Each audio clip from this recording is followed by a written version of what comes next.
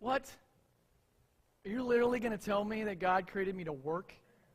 Man, you don't know the job I have, Pastor. What do you think you're going to be doing in heaven? All these pictures of people with harps sitting on clouds are a figment of someone's imagination. I haven't seen one in the text. Angels and harps, yes, but sitting on them, no. If you have your Bible, I would encourage you to turn, if you haven't already, to this powerful passage that we're going to jump into this morning. We have to ask some interesting questions of the text. When Paul comes right out and says it, as for you, put your name in there. As for Keith. Keith, you were dead in your transgressions and sins, in which you used to live, when you followed the ways of this world and the ruler of the kingdom of the air, the spirit who is now at work in those who are disobedient. As for you, you were. Not are. Were. Last week we talked about who we are in Christ. And if we talked about the idea if that we're in Christ, then we have all these amazing promises. And these promises are laid out before us. There's about 4 specifically that I wanted to highlight last week. But just as a reminder, we are seated in the heavenlies. We have every spiritual blessing. He chose us before creation that we would be blameless in His sight. He predestined us to be adopted as sons to the praise of His glorious grace, which He freely gave to us. He gave us redemption through His blood and forgiveness of our sins. And He told us the mystery of His will. And I joked about it, but it's not a spiritual Easter egg hunt. You don't have to find it. It's provided for us. We can know it. It's not something that we're removed from understanding. And He purposed all this in Christ. He chose us in Him, and He predestined us beforehand, according to His plan, to work out everything in our lives for His purpose, so that it would be for the praise of His glory. Man, those are wonderful words. Those are wonderful promises. I pray that you spend some time in this book. It's only 6 chapters long, but it's some of the most powerful 6 chapters you probably read in your entire life. There's so much depth of doctrine and theology that Paul uncovers and unpackages here in this book. But this morning I want to talk about, we could spend a number of sermons just on the first couple of verses. And you're going, oh no, here he goes. I'm not going to do that this morning, but I really want to focus on one specific area. But in order to get to that specific area, we have to know the context. I've said in the past, and I will probably say in the future, because I like to repeat myself, there is no passage in the Bible that just appears out of obscurity. It doesn't just come out of nowhere. It has a context, and it fits in there for a reason. There's an intended purpose by the holy author, which is the Holy Spirit of God, and the human author, which is His penmanship. As for you, you were dead in your transgressions and sins, in which you used to live when you followed the ways of this world and the ruler of the kingdom of the air, the spirit who is now at work in those who are disobedient. I'm not going to go into some crazy detail about Greek and its tenses because I completely don't understand them, and I just barely passed the class. But this idea that you were is this idea that it's past tense. If you are in Christ, guess what you were?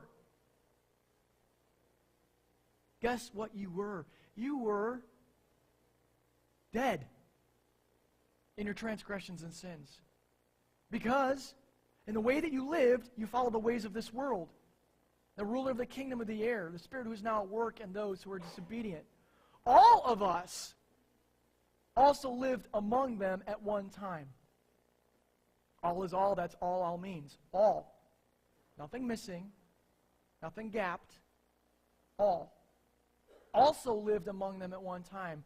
Doing what? We gratify the cravings of our flesh and follow its desires and its thoughts. Like the rest, we were by nature deserving of God's wrath. Oh, Pastor, is that any good news? Yes, there is good news.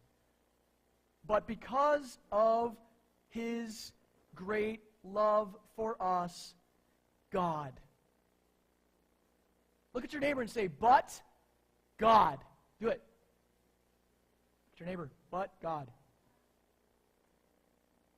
Like the rest, we were by nature deserving of wrath, but God, because of His great love for us, who is rich in mercy, made us alive with Christ, and has seated us with Him in the heavenly realms in Christ Jesus. We're not there yet, but we're seated there in the sense that we understand and we partake in the spiritual blessings that God gave Jesus so that we would have them as well. Do you get that? We, who were once the wrath of God, have now been seated with Christ in the heavenlies, and we are partaking in the things that were given to Christ for our benefit. He made us alive with Christ, verse 5. Even when we were dead in our transgressions. And this amazing thing comes out. It is by grace you have been saved. It is by grace.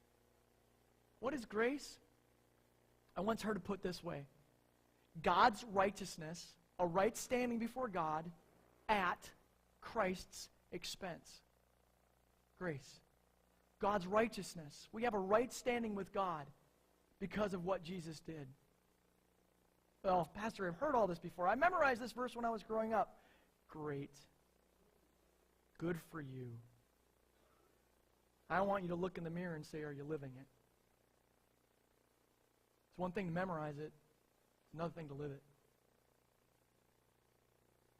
Paul said, I am the chief of all sinners. Paul? Look, he wrote 3/4 of the New Testament. I am the chief of all sinners. He didn't grasp it completely. He was still a work of God, but he knew and he could write that we have these amazing gifts in Jesus. Verse 6, God raised us up with Christ and seated us with Him in the heavenly realms in Christ Jesus. Why? In order that in the coming ages He might show His incomparable riches of His grace expressed in kindness to us in Christ Jesus. God did not have to offer us this kindness. There's this holy God and a holy creation, and for whatever reason, we decided by our ancestor, Adam and Eve, to not follow God's plan. God's like, okay, I'm done. I have a throne. I have a kingdom. I have servants who love me and appreciate me and understand that I'm holy, and that's it. Good luck. But God, what? Rich in mercy. Great love for us, made us alive with Christ even when we were dead in our transgressions. For it is by grace that you have been saved through faith. This is not from yourselves. It. What is it? Is it grace? No. If you understand syntax and proper grammar, good for you because I don't, but I'll just tell you what it means.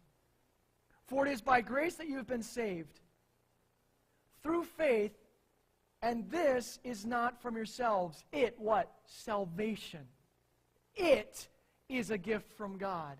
He didn't stay on the throne and ignore us. He stayed on the throne and sent His self to redeem us.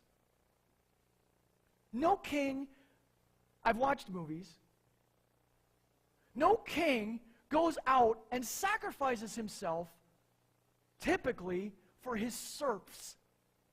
Ever play chess?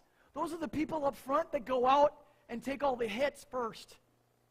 Pawns, serfs, whatever you want to call it. Put your name in there. Sinners. The king stays in back with the queen. We got this made. We got all this defense line in front of us before we go out. And notice the pawns can only move in one direction or left and right. Queen and the king can move all over the place.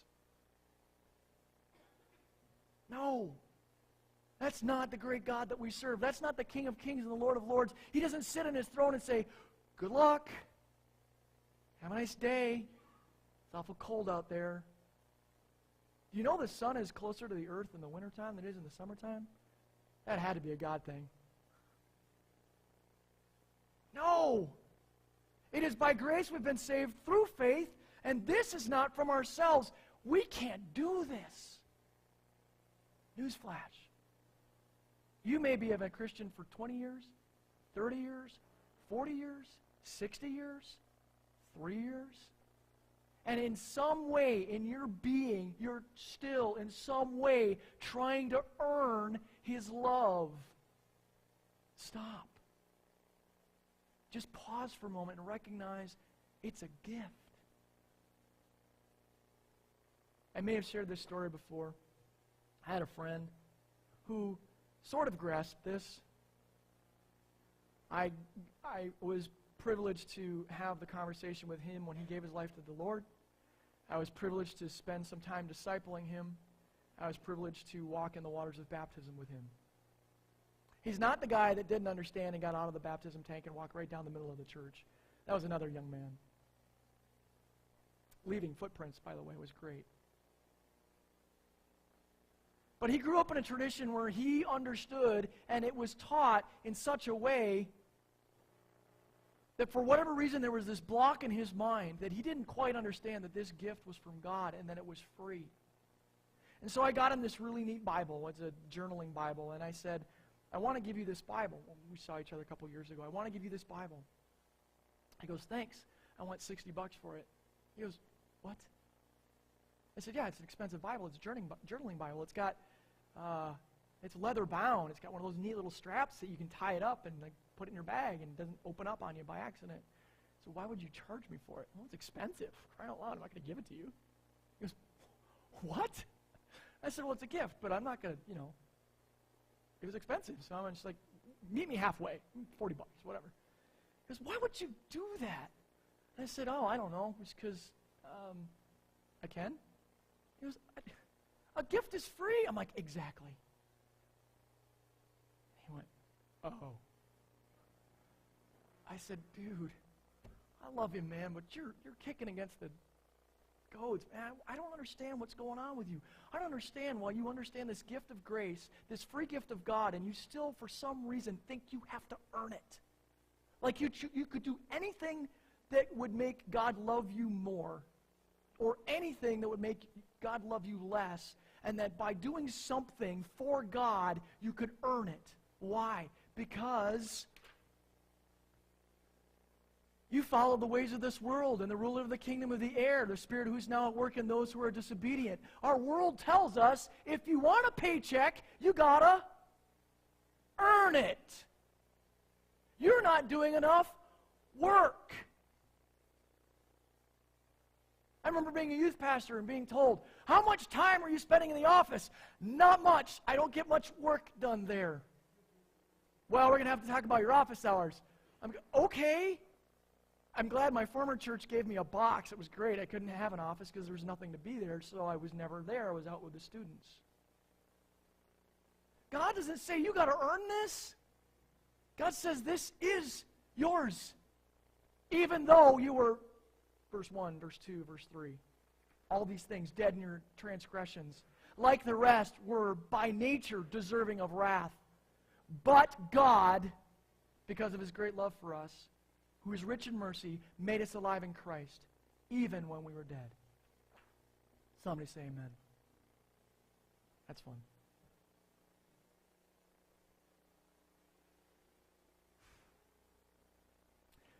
You know, we have a faulty theology and doctrine if we think that dead in trespasses and sins says everything about humanity and its lost condition. This is a faulty idea because the Bible uses many different depictions to describe the state of our unsaved souls. It says we're blind. It says we're slave to sin. It says we love darkness. It says we're sick. Not, but spiritually. So all of you that are dealing with a cold right now, you're okay. It's all right. It says we're lost. It says we're an alien and a stranger and a foreigner. It says we're children of wrath. And it says we're under the power of darkness. Oh, that's doom and gloom. The good news, Galatians 20, chapter 2, verse 20. I have been crucified with Christ. And I no longer live, but Christ lives in me. The life I now live in the body, I live by faith in the Son of God, who loved me and gave himself for me. Hey, Pastor, I'm not living that way. I know. Oh, I'm a pastor, and I'm a reverend, and I'm ordained in the Christian Missionary Alliance. Therefore, I don't struggle with sin. Please. But God, rich in mercy, has made us alive in Christ. He's made us alive in Christ. This is great. I don't know where I put it on here, but it's really cool. I'll find it in a second. It was really cool when I printed it. Huh. I might have deleted it.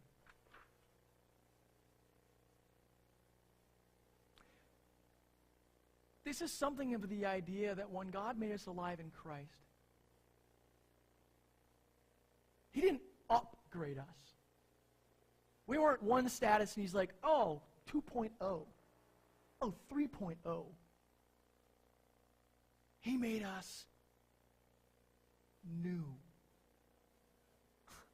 He didn't upgrade us. We didn't need a hard drive update. He made us new. Adam was breathed into by God to have a purpose, and that was to glorify Him. And Adam was given work. Yeah, we're not going to be in heaven sitting on clouds playing harps. That sounds really boring. I'm sorry. And you know what? There's a lot of people that view heaven that way, and they're like, that sounds boring. I don't want that. Let me tell you what heaven's like. Just a glimpse. I don't know. But I'll tell you this much. The one who's prepared it for us has a mind and a plan and a purpose that is beyond our understanding. And it's not to sit on a harp. It's not to sit on a cloud and play harps. It is to glorify Him. It is to praise Him, and it is to work. Do you know when work became a curse? After the fall. And the Lord created everything. Genesis, turn with me. It's the first book. Chapter 2. Verse 2. On the seventh day, God finished His work. I don't think God's in heaven going, work is a sin, it's a curse, it's horrible, look at all this stuff I gotta do. I was joking with the kids, but I just want you to look at me for a second. Just this is mind-blowing when you understand this. 6 days to play in the sandbox. God gave us His purpose and work for His glory and for our benefit. He is partnering with us and allowing us to be part of the creative process. And on the seventh day, God finished His work that He had done and rested on the seventh day. He wants us to take a break from playing in the sandbox and recognize who gave us the sandbox. Sweet. On the seventh day, He rested from all the work that He had done. Verse 3. So God blessed the seventh day and made it holy, because on it God rested from all His work that he had done in creation. Verse 5. When no bush of the field was yet in the land, and no small plant in the field had yet sprung up, for the Lord God had not caused it to rain on the land, and there was no one to work the ground. This is before the fall. This is chapter 2. We know what comes next. But before the fall, before Adam and Eve decided to say, we know better, God had created us to work. I know that's mind-blowing because some of you don't like the work that you're in. Okay. Some of you come home after work and go, whew, sure glad that's over. I put my feet up and watch the tube. Is there anything on? Ugh, this is work. When no bush in the field was yet in the land, and no small plant of the field had yet sprung up, for the Lord God had not caused it to rain on the land, and there was no one to work the ground. The Lord God took the man and put him in the Garden of Eden to be miserable. No. The Lord God took the man, verse 15, the Lord God took the man and put him in the Garden of Eden to wait until he retired. No. The Lord God took the man and put him in the Garden of Eden to complain all the time. No. The Lord God took the man and put him in the garden to work it and keep it. Our attitude should flow from gratitude towards God because of this great love for us, who is rich in mercy, made us alive in Christ, even when we were dead in transgressions. It is by grace that we have been saved. This is made possible by the benefit of faith in Him, and this is a God-inspired, ordained command that He planned for us to participate in. Look at what it says here. Verse 10. For we are God's handiwork. Some translations say workmanship. Created in Christ Jesus to do good works, which God prepared in advance for us to do. We're not going to tell people about Jesus in heaven. Hopefully not we're going to be preached at. If so, the preachers are going to be amazing. Right? Heaven.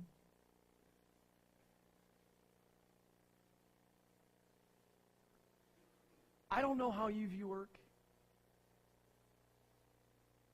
But if you don't view it as a joy and as a gift from God, maybe you're seeing it wrong.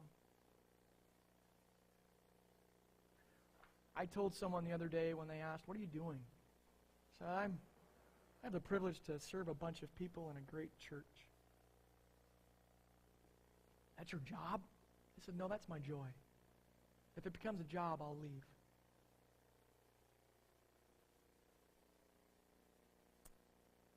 When this flows out of an attitude of gratitude, we recognize that God had a plan for us that was prepared for us before we were even thought of. God planned for us, prepared for us to glorify Him by being His workmanship. The word there as workmanship is the word we get poem from in the Greek. God created us this beautiful poem. Roses are red, violets are blue. Daddy loves you, Mommy does too. Not that kind of poem.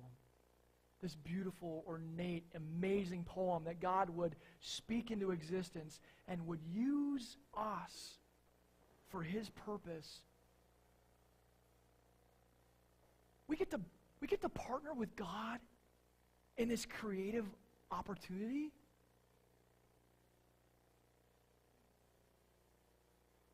Wow. Now, I worked at Verizon for 9 years. I did not have this attitude every single time I went to Verizon. I didn't. I knew better. But Paul also says in the book of Philippians that we're to do all things as unto the Lord. What? Work? Yes.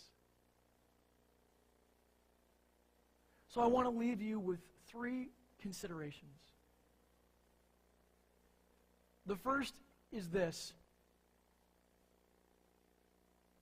God's grace, God's amazing grace, shed upon us and lavished by His love for us.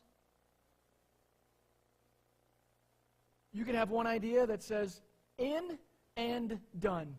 I'm in, I'm done. Kind of like microwave meal. Put it in, it's done, ding, good to go. God did it, I believe it, I'm good. There's plenty of people that live that way. In and done. God did it, I believe it, good to go.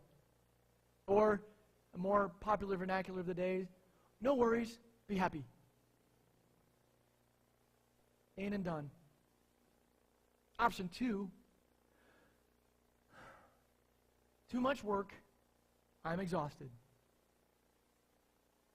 You're exhausted because you're trying to earn it. We may know this to be true here, but not necessarily experiencing it here. If God intended for us to be loved by Him, to be redeemed by His Son, to have a purpose, to be in part of this creative process that God is doing, then no matter what we do for our job, our vocation, we can give God glory. It's hard to do when too much work, I'm exhausted, because we're trying to earn it. We're trying to figure out why God has given us this thing that we're doing. In and done, too much work, I'm exhausted. The other option is joy. Pastor, are you talking about I'm supposed to have joy at work? Yep. Mentioned Verizon. Has your phone worked every single time you picked it up? 100% of the time?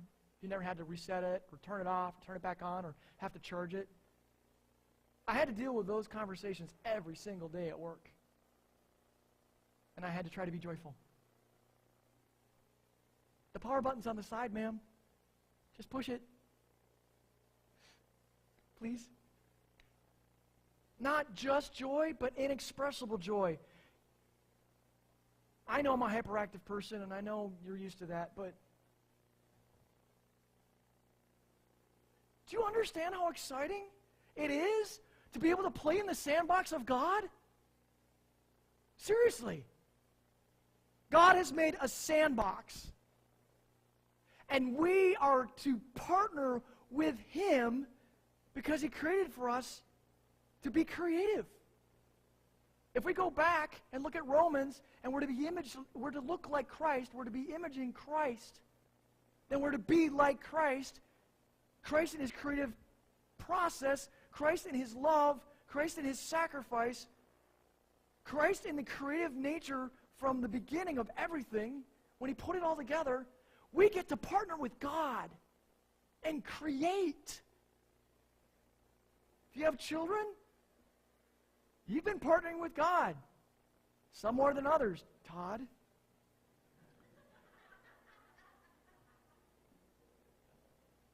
Inexpressible joy.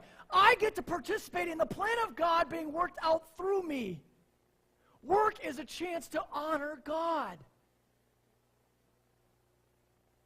And my work is producing what it's producing because of gratitude. Where are you? In and done? God did it. I believe it. I'm good. No worries, be happy. Too much work, I'm exhausted. Hey, I get it. You're not going to be joyful every single day. How about 3 out of 7 days? How about 2 out of 7 days? I have an interesting perspective on this. I didn't have a job for a while. Gives me different dimensions to look through, set of lenses to look through. And Greg, I know you're here. You need to remind me for inexpressible joy when I come into work and I'm a curmudgeon. You need to remind me that this is the stuff that God gives us to do and to partner with Him. I know that 1 and 2 are very common in our world, but I would plead with you to really think about this third one. Joy, inexpressible joy. The fact that you get to participate in the plan of God being worked out through you, that work is a chance to honor God, and that God is not done with you yet, and that we're not going to be sitting on clouds with harps in heaven. We're going to work. But it won't be tiresome. It won't be toil. The ground won't produce thistles and thorns. It'll produce a crop, and it'll be bountiful, and it'll be beautiful. It'll be better than God had ever imagined for us to understand it would be, because God is in it. Would you pray with me? Joy, joy, inexpressible joy. God, would that be the attitude of our hearts? And in the depth of my being, when I hear the word work, I think, ugh. But when I turn that and I look at the great gift that you bestowed upon us to partner with you. We were dead in our transgressions. We were dead in the ways that we lived, but God, in His mercy, with love, you gave us the ability to be saved by grace and to partner with you in your creative process. Wow. God, may we not be in and done, or, work, I'm exhausted. May we experience joy, inexpressible joy, that comes from an inner knowledge that you are producing in us that which we cannot do in our own. And may we give you praise and glory for that. I pray this in Jesus' name. Amen. Would you stand? My prayer for you this morning is that you would experience in your hearts and in your minds and in your spirits a great sandbox experience this week, where you get to partner with God in His creative process. Maybe the next time you see a water noodle or a beach blanket, you'll think about how creative God is and the gift that He's given us. As you go off to your jobs, if you go off to the things that you do, may they be an attitude of joy and love that God would allow us to partner in that. May God bless you this week.